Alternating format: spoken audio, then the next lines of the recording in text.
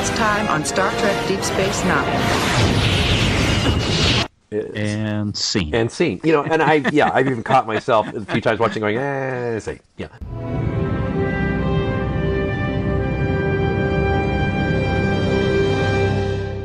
That clanking sound is a ship docking at the upper pylon, and you are docked and listening to Audio Umox, the preeminent Deep Space Nine podcast.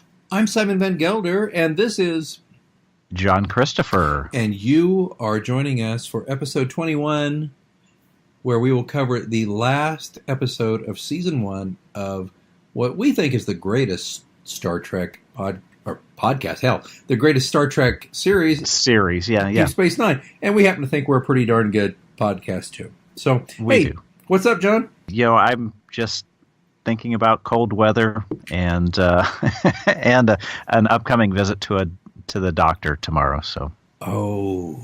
Yeah. Wait. So tomorrow's your big annual. Tomorrow's it. So as we get into the next step here. But first, the Tranya. My Tranya is water. Oh, you can't drink tonight. Well, I probably could. It's a 12-hour fast, and they'll do blood work, checking the usual stuff for a middle-aged man, cholesterol, liver enzymes, blood sugar, those type of things. Are you getting the finger wave?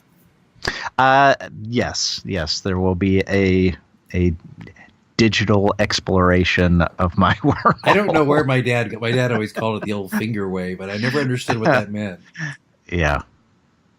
So I'll be doing that. So I figured get some water in now. Actually, the no alcohol tonight is bad, but what will be worse is my appointment is not until 1:30, so I will not be able to have coffee in the morning. You're going to be downright surly.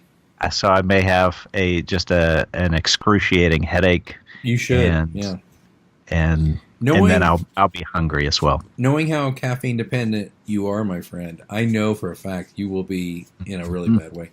By the way, if you hear a whirring sound, I am upstairs in a 100-year-old house, and we have to have little electric heaters going to keep the bedroom from becoming really cold. So if you hear a whirring sound, I'm so sorry. I'm up in the master bedroom in the chaise longue. We're a few hundred miles away from each other. Mm-hmm. Temperature get brisk in your area? Today has been, as my dear mother would say, colder than a witch's tit in a brass brassiere. It has been very chilly. The actual temp is, and I can just tell you that, it's 25 degrees outside, which I'm sure for you in the northern, a more northern clime, it's not so bad, but it's pretty cold here. For me, it's the winds off the lake drop it a few degrees, so it's 21 here. Ooh. Yeah, and we'll drop down to 18, and then there'll most likely be a wind chill associated with that as well. It's so funny because I am laying here on the chaise longue under and this is no joke, I almost want to take a picture, and maybe I will real quick and post this on the Twitter.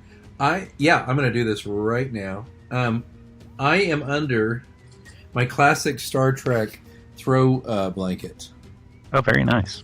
And it's so cuddly, cozy, warm, and pleasant. And I just took some pictures, so I'll post these soon to the Twitter account. So if you're listening now, obviously go to Umox Podcast, and you can see my lovely chubbly blanket. But it's so nice. You're not drinking a Tranya. I am actually on my second Vesper Martini. Thank you very much. Very nice. You know what? I am feeling markedly better than I felt in 2 months, and I've still got some issues, and sadly, I think I'm almost 95% past the flu. I'm still coughing, but I'm getting better. I'm past the infection I had, but here's the thing. I did foolishly go to the gym a couple of days ago to try to get back in and I think I have a groin pull. Oh my gosh. Yeah, so I'm not I mean, it's very uncomfortable. I ordered like a brace because there's not a brace. What do you call it? A wrap around your thigh or whatever. Right. I mean, have you ever had one of these? Because if you have one, you just got to let it get better. There's not much people can do about it, right? Correct. Yeah. Now, the best thing for any muscle pull is they call it rice therapy. So rest, ice, compression, and I don't know what the E is. Enormous amounts of alcohol. But what I'll do typically is rotate ice and heat every 20 minutes. Lots of stretching and slow stretching, not bouncy stretching, and rest, of course. Well, that's kind of where I've been doing a lot of rest, and it's funny because when I was off the gym for almost a month and I felt fine, and then I went to the gym for the first time a few days ago, and I went to the gym, and I didn't even push it that hard, but I apparently did just enough to aggravate it again because it's painful. So anyway, elevation is the E. Is that what it is? Okay. It's tough How to do I elevate elevate my groin?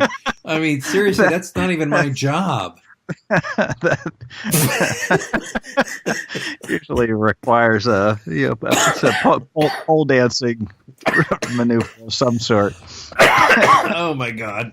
So I will liberate your spine while you're at it. Well, I ordered a wrap, and it'll be here Saturday. This is Thursday night. It'll get here Saturday, and I will put that on, and I'm going to start heading back.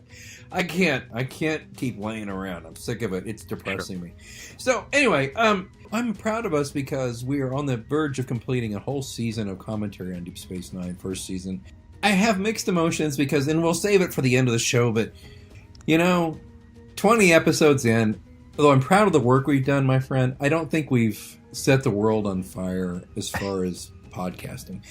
And that's hard for me as a veteran podcaster. I've been podcasting for almost 9 years off and on with different shows. And the show has been personally rewarding, but it's not been. Though it's been rewarding personally, as a podcast, not been my most successful show I've ever done. But so we're going to decide, well, we've already decided, but we're going to let you know at the end of this show where we're going to go with the audio Umox. But please stick with us.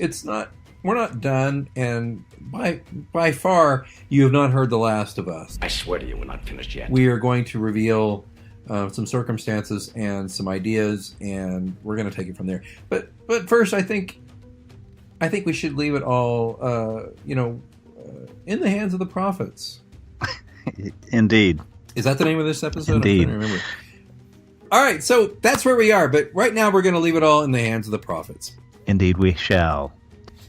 As we join Deep Space Nine, we discover Cakehole has made her way back to the station, just in time for the season finale. Shut your Cakehole!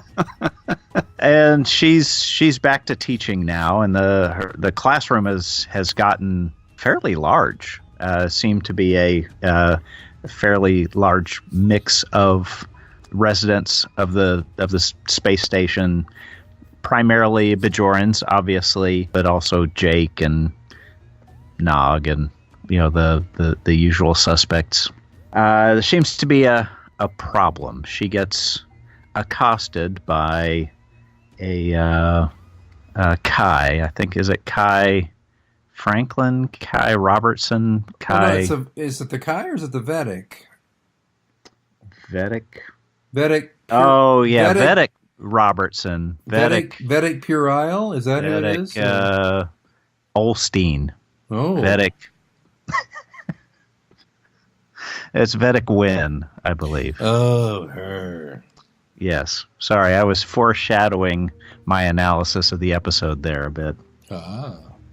Vedic Wynn is really representative of fundamentalist Bajoran religious views, and really starts taking a stand against any teaching on the station that goes against anything that is taught about the Bajoran faith, the prophets and those type of things, and really becomes anything scientific.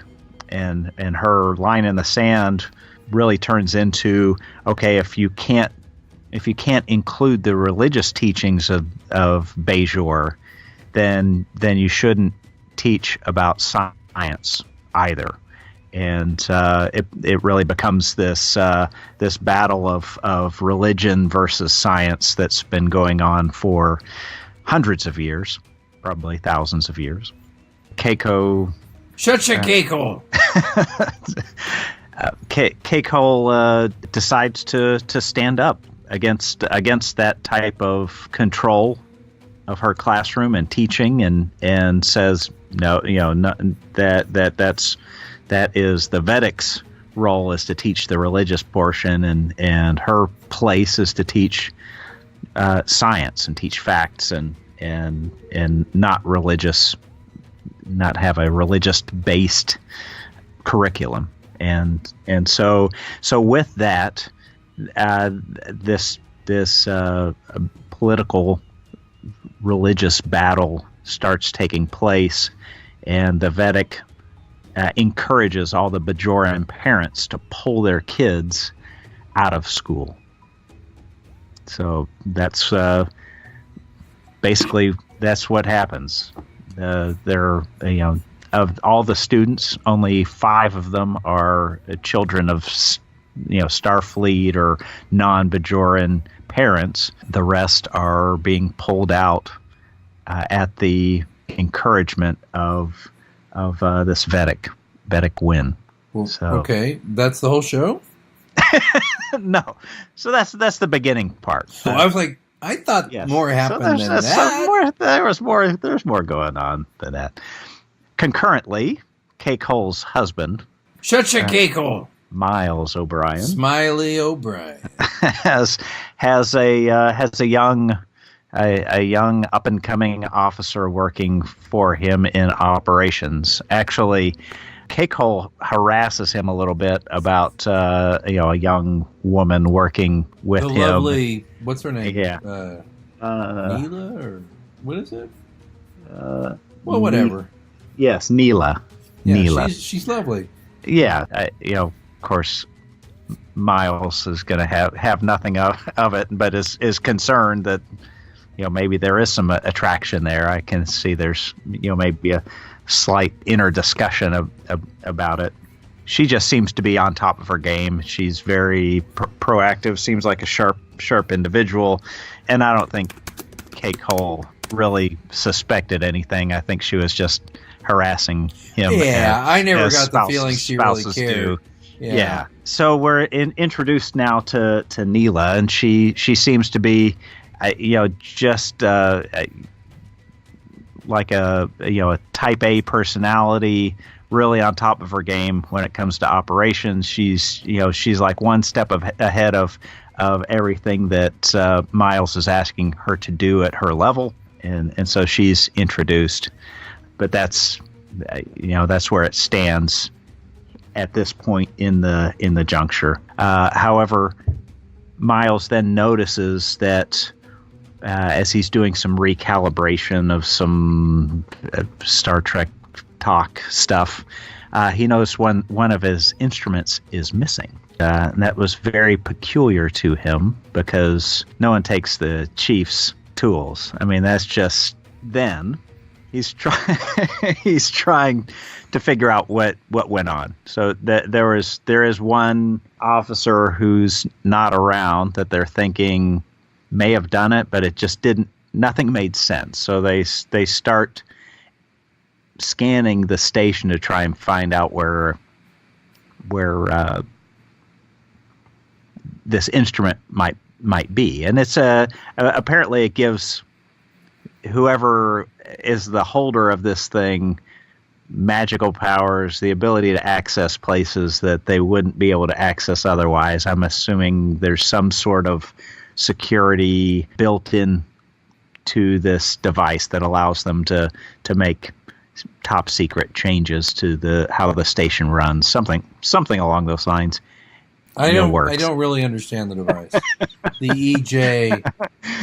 Yeah, whatever it is. Yeah. So, however, it is made of some special alloy, and so they're scanning the station trying to track it down, and they find a location and break into some place where they're getting the reading, and there's just this little pile of charred goo, which apparently is the remains of the guy that they thought stole the stuff. So their initial assumption is that he did something wrong, matter flow turned back on and just melted him into a pile of goo.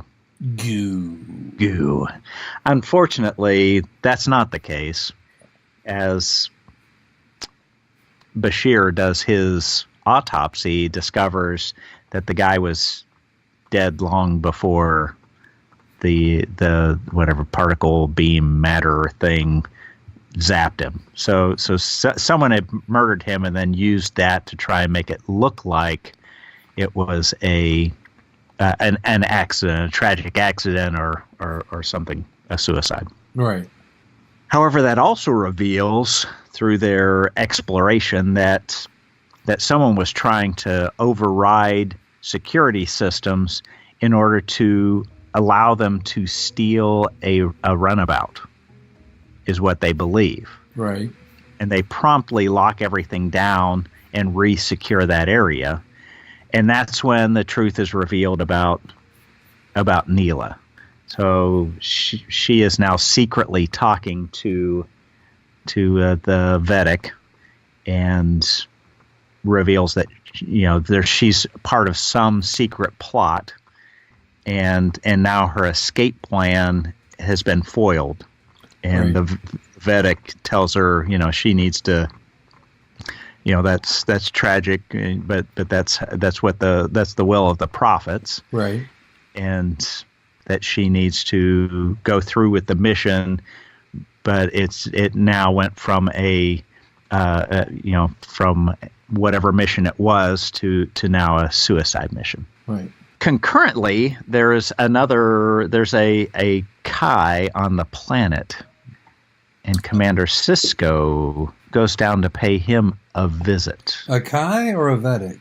Oh, is he a Vedic as well? No, the Kai is like the Pope. There's a lot of archbishops like Vedics. Yeah. Okay. And fair. If you're talking about Puerile, he is a yes. Okay. He's a Vedic. He's a Puerile Vedic. Yes. Sisko goes down to Bajor to visit this guy. Puerile. And tries to get his advice and his assistance dealing with the other Vedic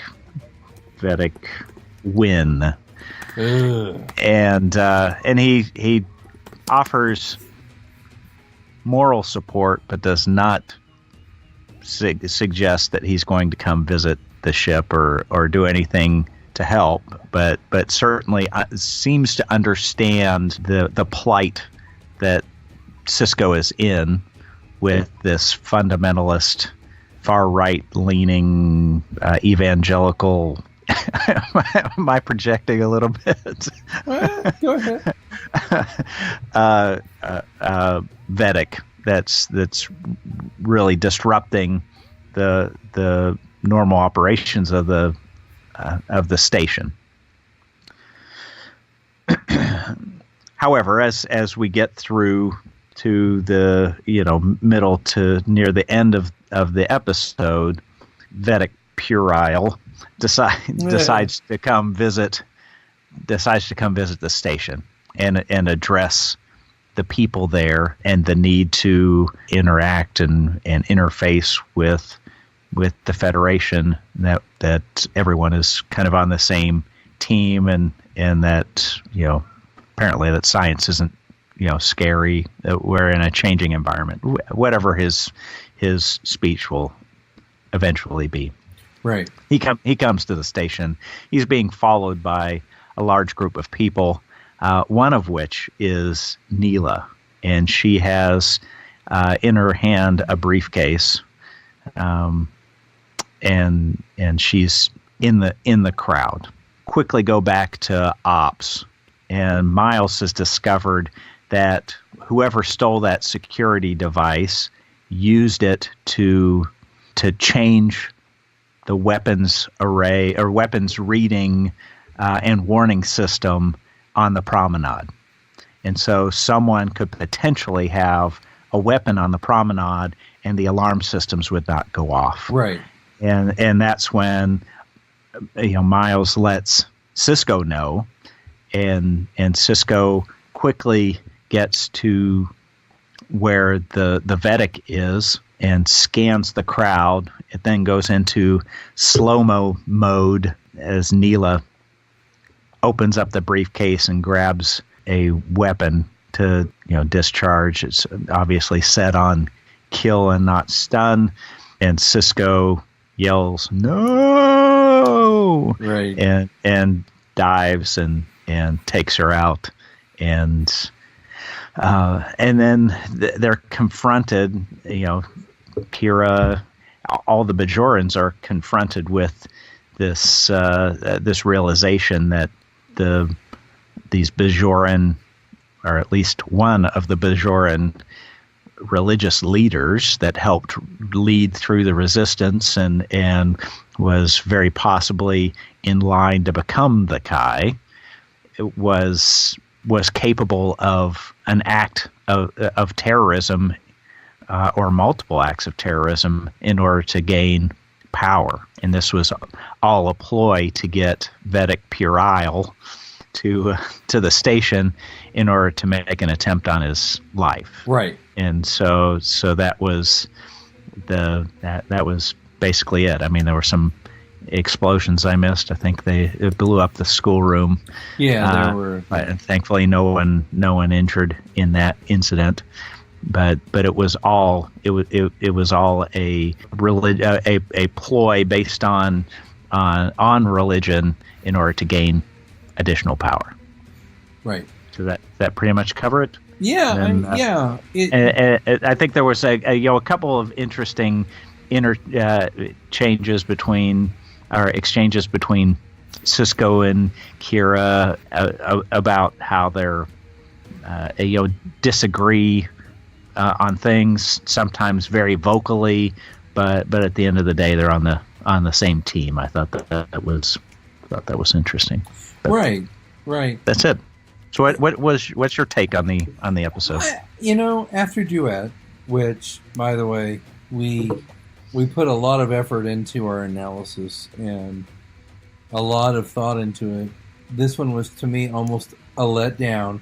But I should say, I'm not saying it was bad, and because it certainly moved forward the Bajoran mythos for Deep Space Nine. And I don't blame Philip Anglim. I make fun of him calling Vedic Puerile because I just find him a little. But it's the way he's written, and I found the whole Bajoran religion to be, at least for me, a little tedious. But I have to confess that Louise Fletcher, Oscar winner Louise Fletcher, is captivating in the role of the person you love to hate. Vedic Wynn. I found her when I first watched this, and I found her on rewatching. I found her to be so objectionable because I lived in a community where people like her existed, where if you disagreed with her, she would say, "Oh, God bless you, child," as if you were clearly misdirected and mistaken to oppose her beliefs. And right. That there's something wrong with your faith if you don't agree. Right. And I found that so disappointing, and not in the show. I mean, I find that disappointing in real life, and so disheartening. But that just speaks to the quality of her performance. Philip Anglim does a great job because he he reminds me to a degree of myself in the sense. Bear with me, in the sense that he is playing someone who is hip to the game, but he's just not willing to bow to it and get into the muck with it. Mm-hmm. He understands how low the opposition will go, but he's just not 100% willing to go that low himself. Does that make sense? It does. It does. And for me, I agree completely about Vedic Wynn as a character. It was acted well, which made me angry and made me. It brought back memories. I too, I grew up in an evangelical, rural environment, and so that type of judgmentalism, that type of opposition to anything that was even slightly perceived as opposed to the strict teachings of the faith was considered sacrilege. So it became a war against science, a war against science, really a war against seeking the truth, and so that. So even though that this was a completely different religion, it rang so true because of my history fighting, both being drawn into it and fighting against it throughout my life. Right. It almost blunted my full involvement emotionally in this episode. As soon as Vedic Wynn started her shiz, I found myself withdrawing from the episode. I was just like, okay, she's those people who made me feel less than most of my childhood and young adulthood, and then in my adulthood made me angry, and I can't indulge this. And so I found myself emotionally withdrawing from the episode. As did I. I really found myself. It was so believable that it made me think that she's just full of crap, and I can't believe anything she says. So in a way, she may have over captured the essence of that character to the point that it affected my willingness to commit, because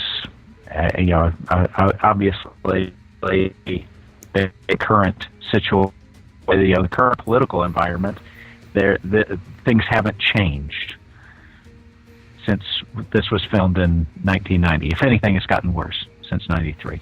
And they talked about hundreds of years ago when it happened to Galileo. It's like this seems to be a very, very sad eternal truth.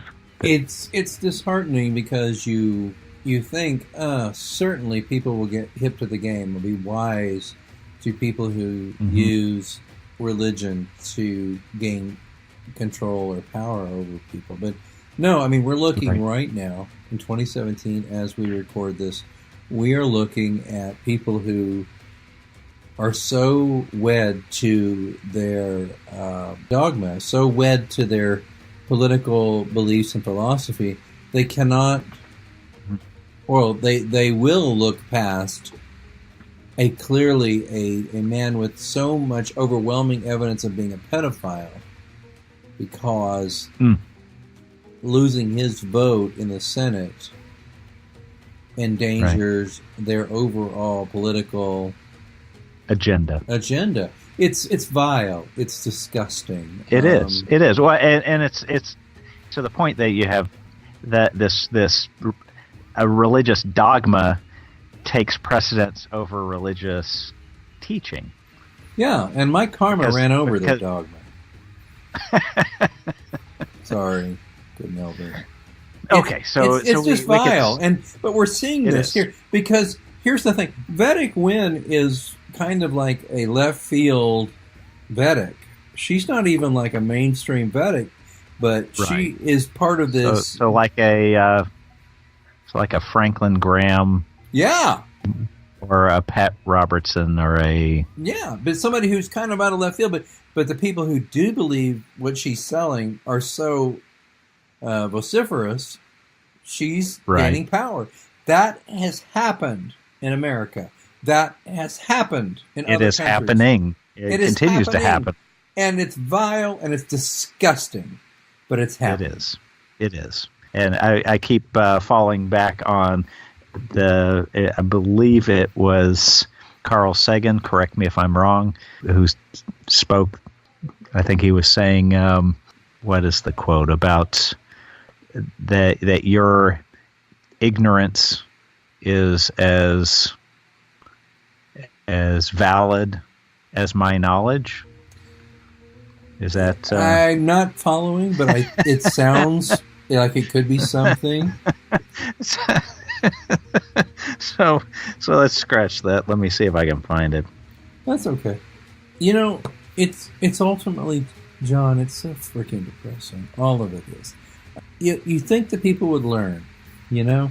We should have learned after the freaking Inquisition, but we don't. And here's the problem. It's not just that.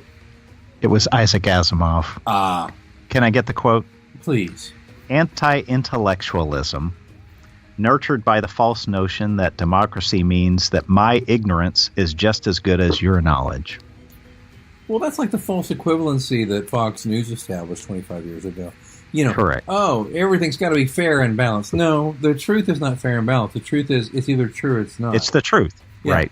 And this whole idea, I'm a former journalist, the whole idea that, there's two sides to every story. Well, yeah, there's a right side and a wrong side.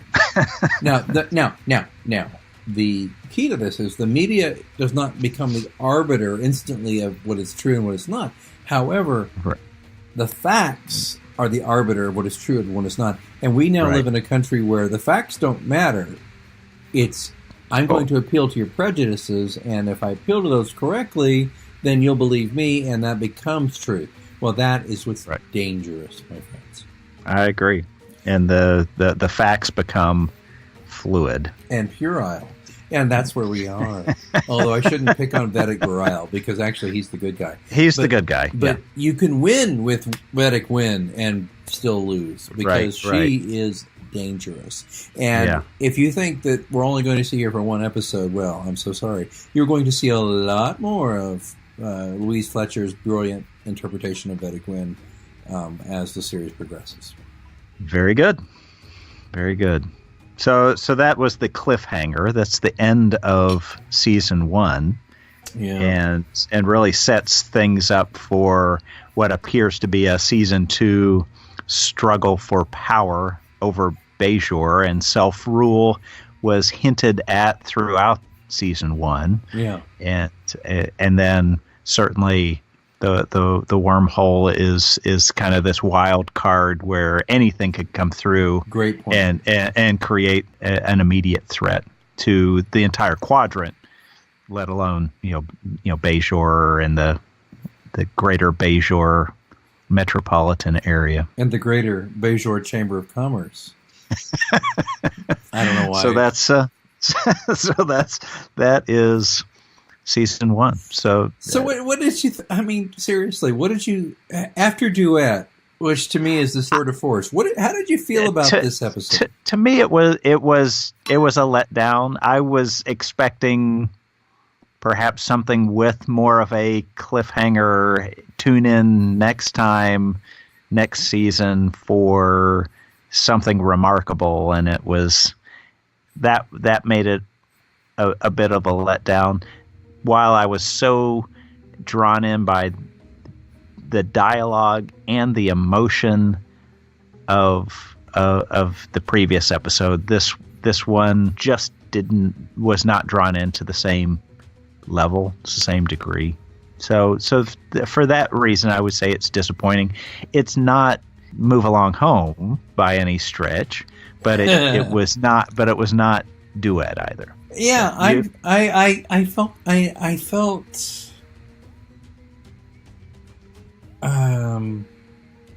Honestly, I can remember this when it first aired, by the way, a long time ago. I felt a little manipulated by it. I felt like, oh, they're dragging me back to this Bajoran mysticism, which I was not interested in. Right. And I become more interested in as things progress, but purely because of the political aspects of it, because of the way, as you watch and the seasons progress, the way Vedic Wynn manipulates religion politically. But I find the mystical side of it, the religious side of it, to be tedious and uninteresting. I never enjoyed telegraphing, but it doesn't matter because we may not be covering the next 5 or 6 series.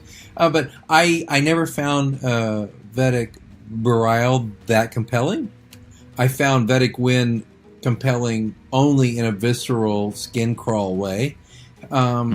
I found it to be an unsatisfying cliffhanger between seasons. I was going to watch it no matter what because it was going to be 1994, and what else the hell am I going to watch?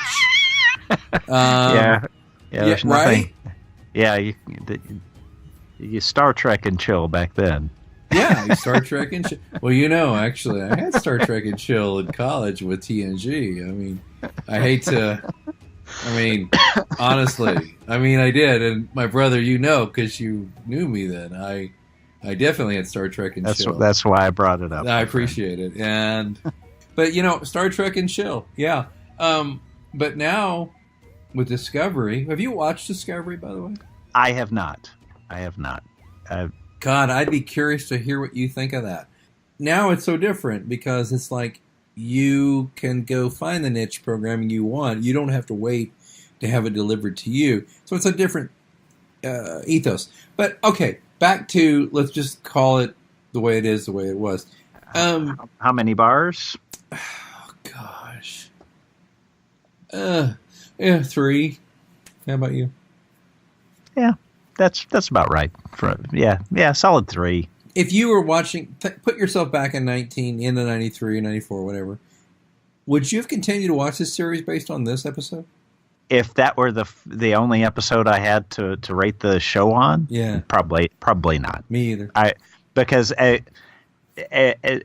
going back then, that was, so the 88 election is when Pat Robertson ran for president, and that was really the hostile takeover of the Conservative Party by the religious right happened at that time. So this was a very, very raw, to me. The wound was pretty open at that time because it just seemed like it was just taking the day's events and throwing them in outer space is what they were doing. I will say this, and I remember this because I watched it during the day. There was enough during the whole season to make me kind of come back, and it was Star Trek. Absolutely, it was Star Trek. And by the way, TNG is still on at this point. That's right. And by the way, I've been ill, as you know, and listeners, and today I was flipping through the channels. I still have a hard time getting rid of this cough, and I have other issues, but it doesn't matter. And guess what was on the telly on BBC America? Best of Both Worlds, the TNG finale 2-parter. Ah. And I watched part of it, the end, probably last hour of it, and I was struck by just still 20 plus years later how great it was. Yeah. And I was thinking, the last scene where Picard is finally sitting in on the bridge cruise poker game, and he says, I should have done this a long time ago. And he starts dealing 5-card stud. And, but Riker, before that happens, makes a little face because Picard says, oh, in my day, I used to be quite a poker player. And Riker makes this face, everybody yeah, right, whatever. Old man, you don't know what you're talking about. And it was just so fucking wonderful, pardon my language. It was just so fucking great. Because it was I don't know if you remember this, buddy. Do you remember before I moved away? Were you there? I hope you were. I took a job 13 years ago, something like that, and I was going to move away from where I was most of my life. And I invited all my guy buddies to come over and play poker with me. It was a night I'll never forget. And it was weird because all my best guy friends together, and we're all different, and our friendships are all different. And I love you all in a different way. And you all came together, and I remember almost tearing up dealing the cards to my friends. And that night was so important to me because it was like pulling everybody together. I have one good picture of this whole night. Yeah. And I don't know where I'm going with this, other than to say that I'm sorry. I do and I don't. I don't know what, other than to say that as I pull this back into Deep Space Nine, we're looking at the end of a beginning, and whereas I'm talking about TNG, where it was the end of an end, and it was right. They had some movies, but basically, the magic was evaporating into the atmosphere, and a new beginning necessitates an ending. And so the same thing with me, when all of you all were together with me, and the only thing you had in common was you all loved me, and we were all together. We played poker one night. Right. So I look at DS9 and I think, is this going to end 6 years from now with everybody playing poker? And I know that it doesn't. And I know that, frankly, there's a seat at the table that's going to be empty. I'm sorry for all of you who have not watched the show and you're like, what is he talking about? Spoiler alert, blah, blah, blah. But you know what? At the end of Deep Space Nine, they're not going to all be sitting around the table looking warmly at each other and playing poker and oh my God. No, there's going to be an empty chair at the table. Yeah, it's a little bit darker. It's very dark. Sad, and it's never, by the way, it's never going to be resolved. So that, to me, is frankly real and more about life. It's the reason I love Deep Space Nine more than TNG, because it's real. It's more. Without going too deep, I have a dear friend, and he's basically terminally ill. And I saw him recently, and he and his wife expressed to me they want me to deliver his eulogy. And if I have questions for him about his life that I should build into the eulogy, I should let him know soon. I wrote that email today, and I sent it to him.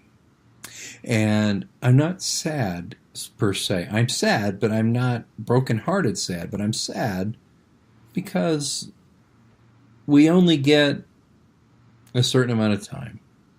And it's actually a blessing to know when your time's going to be up. But it's still hard. And it's harder, I think, of course, for the people you leave behind. Sure. Especially those of us who have to articulate what a life means. I hope listeners to the show will forgive my wool gathering here. But I guess my point is when, even if it's only the end of the first season of 7 years of Deep Space Nine, I do see that there are beginnings and there are endings, and it's all telegraphed from here.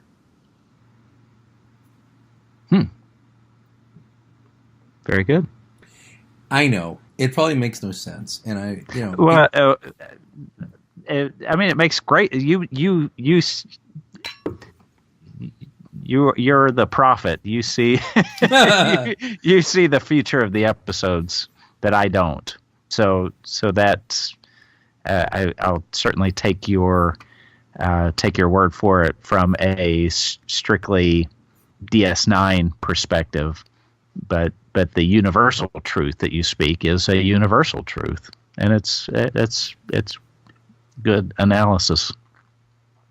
Well, thank you, and thank you, and I think at this point.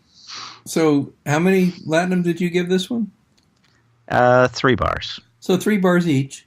Mm-hmm. Yes, sir. Yes, sir. 3 bars full. Yes. There's no deep sex here. I'm not even going to go there. No. And guess what? We find ourselves at the end of the first season, and we also find ourselves at the end of this podcast. Yes, I believe that's the realistic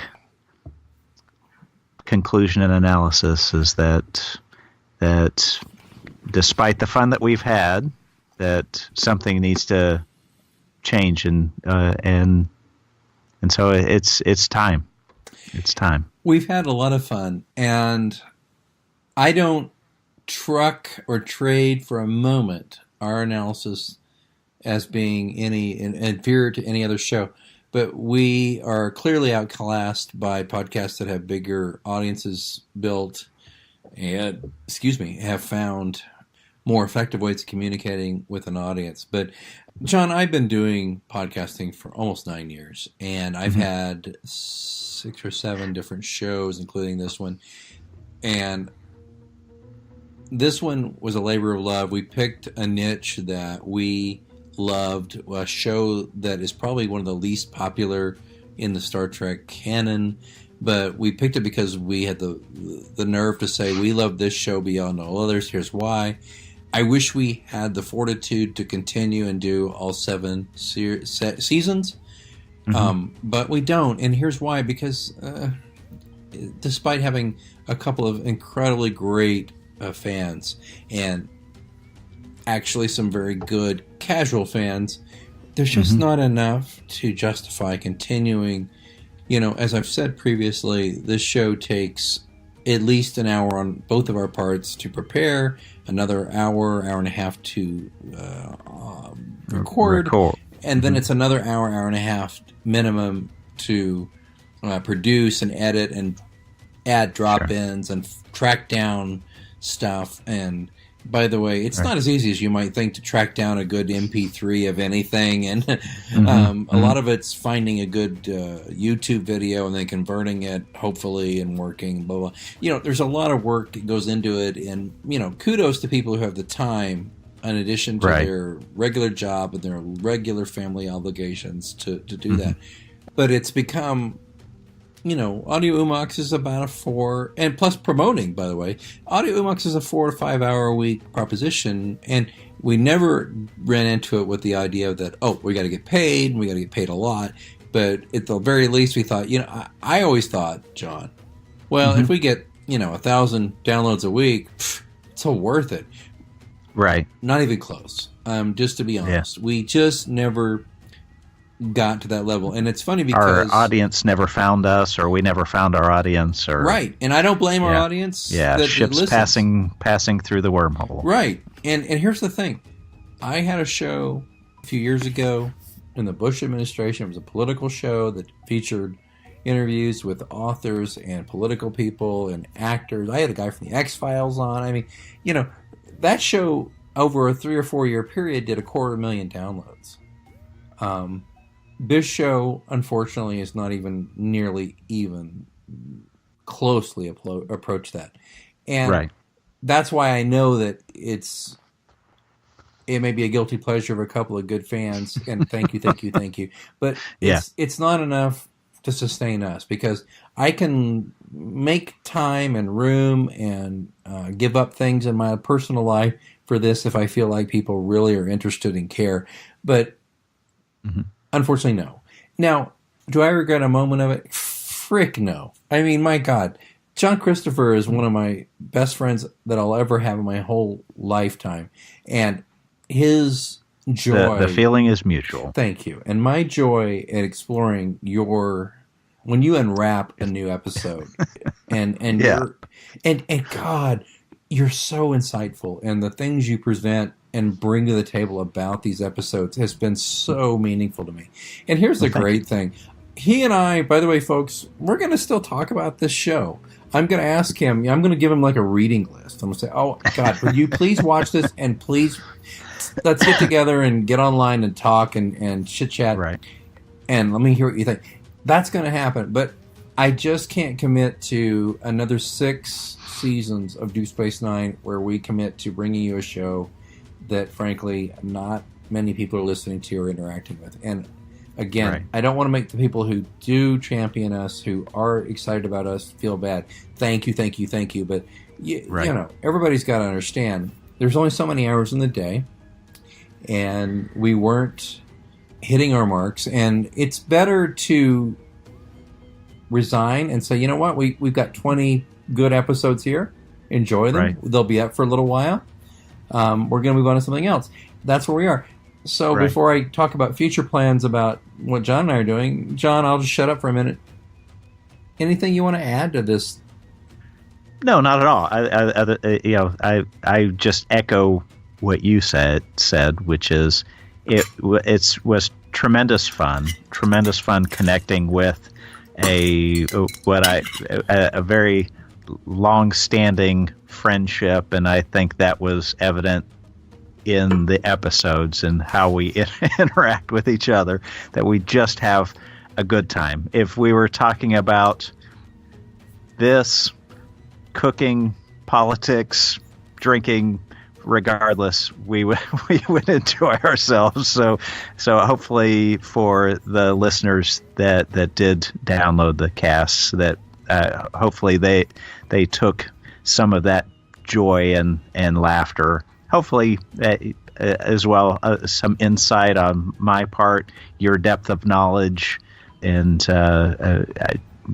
encyclopedic ability to connect actors in full makeup with who they were on an episode of Law and Order 10 years ago. You know, that's just unsurpassed. So, but speaking, just going all the way back around, I had a good time, but it's just knowing where we stand. I think this chapter of the podcast needs to end, and I'm committed, and I hope you are as well, to trying something else, and maybe those who have enjoyed it will travel with us. Exactly. It's not sad or anything. It's how many cult favorite shows come on for a season or two and disappear. And I'd like to think we're a cult favorite, John. Here's the thing. Let's get right to it. John and I are not going anywhere in the sense that we are not going to continue to be available to people who care about what we're saying. But we're going to take it out of the context of Star Trek Deep Space Nine. I do reserve the right, and I do reserve the idea, and I'm talking to John about this, and we're not 100% on this yet. I would like for both of us, he and I, to submit 3 to 5 of our favorite episodes per season of the next 6 seasons of Deep Space Nine, and we pick, each of us, total of maybe 3 per season to talk about. That'll be tough, especially towards the end when the show really freaking cooks. But, I can't, John, I can't do this where it's like we don't ever talk about In the Pale Moonlight, or we don't talk about What We Leave Behind, or we don't talk about, there's so many really, really good episodes out there. And that's what hurts my heart more than anything. It's just second season, pretty good. Third season, pretty good. Fourth, fifth, sixth, seventh. Oh, there's so much great. And, our buddy Mike Feeney, God, our biggest fan on Twitter, Finney, not Feeney, excuse me, Mike, sorry. Finney can help it. He has said, you guys don't have to just completely quit. You could just cover your favorites. And he's not wrong. And if you're a listener and you're subscribed, stay subscribed to this feed, because we're not going to tell you right now, but there will be other episodes, special episodes, but we're just not going to commit to covering all 20, 21, 22 episodes per season for the next 6 years. We're not going to be able to do that. What we may do is say, hey, welcome back to a Audio Umok special, and today we're going to cover episode this, and this, or we may episode this, and by the way, come back in a week or so, we'll have an episode this, and we may do that. I don't want to make it like we're dying or anything, for God's sake. We're not yet. I have a groin pull, but I'm not dead. So I think what we should say And I don't know, John, is it okay to take the mask off? Let the cat out of the bag. All right. Sure. Okay. First of all, if you've not followed carefully Simon Van Gelder and John Christopher. Okay. I will just reveal who I am. Simon Van Gelder is a character from the original series. Dagger of the Mind was the episode, and he was a guy who lost his mind. Yes, and the original Enterprise crew helped Simon Van Gelder get his shiz back together, and blah, blah, blah. So my actual real name is not Simon Van Gelder, it's Alex. I'm not going to give you my last name, who cares? My name's Alex. And John, what about you? So like you, my character, my pseudonym is John Christopher was an original series character as well. He was an Air Force captain in the 1960s that got drawn onto the Enterprise during a time travel episode. You probably know the name of it. Is yesterday. There we go. Great episode.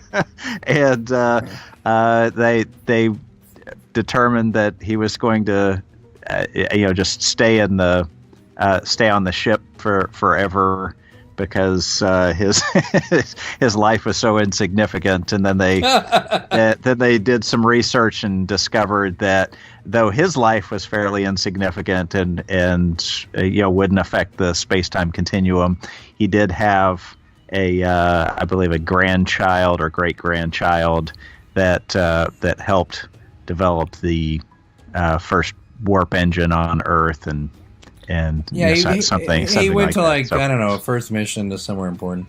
Yeah, right, and your name, by the way, is Brian. My name is Brian, and some call me Brain. Brain, and we have been friends for 30 plus years. 30 plus years. And so Brian, and Alex, and here we are. So if you come back for Audio Mux, we'll be John and Simon, but now you know the secret. And here's the thing: we also have very strong opinions, as you should, by the way, about the direction our country is going, and we are contemplating. And please watch this space. If you like our opinions and our direction, it's pretty clear. If you like them, that you understand where we are philosophically and politically, then you might be interested in our continued audio exploits. Yeah, and our commentary. And so we are thinking very seriously about doing a public affairs podcast, talking about what's going on. So we're thinking about that. And actually, too, we've also thought about, this is funny because we used to be roommates. We have also thought very seriously about doing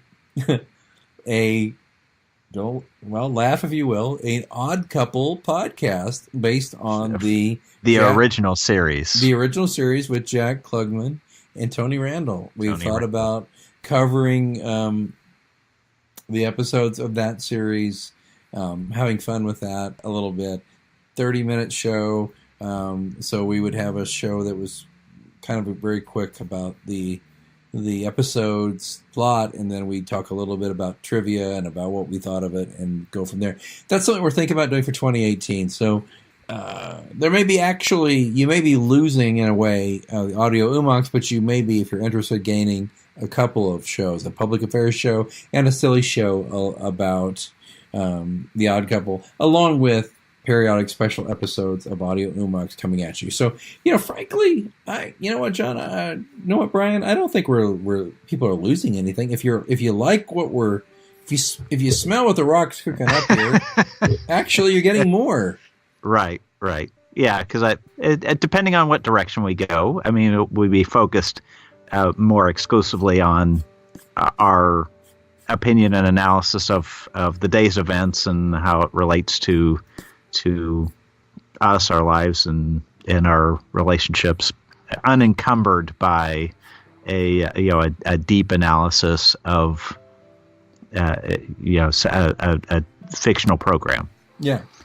Or it could be a much lighter fictional program, which again the analysis would be less of a component, and we would be focused more on kind of whatever it is, the fun day-to-day lives of two middle-aged men driving each other crazy.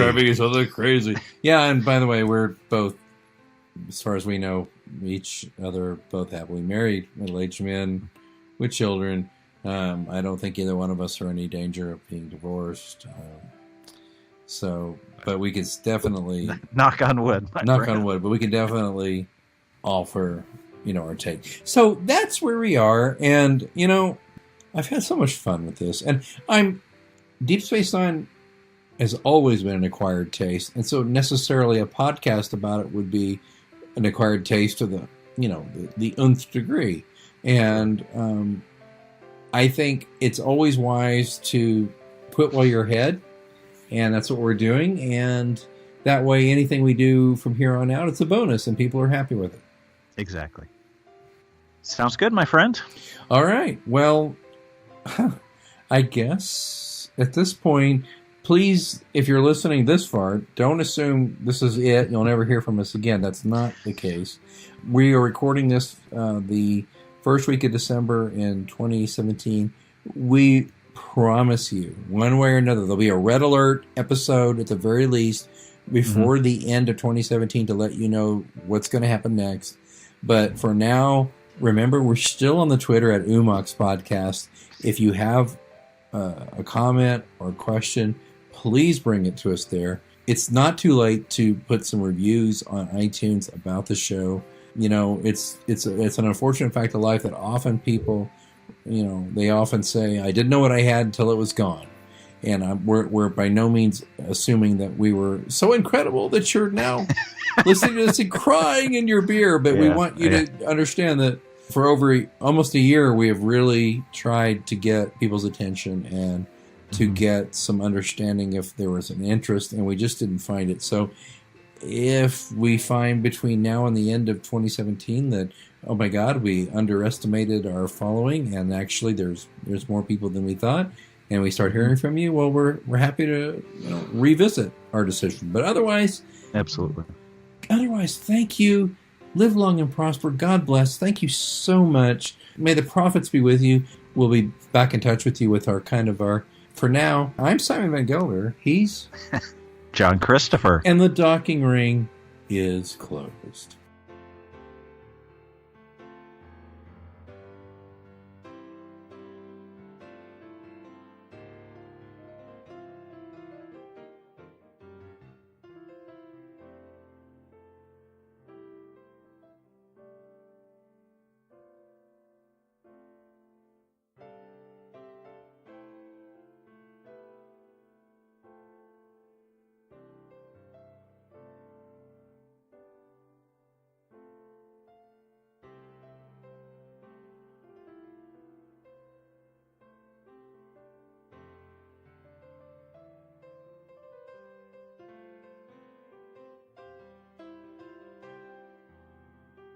For all the metrics, what was that?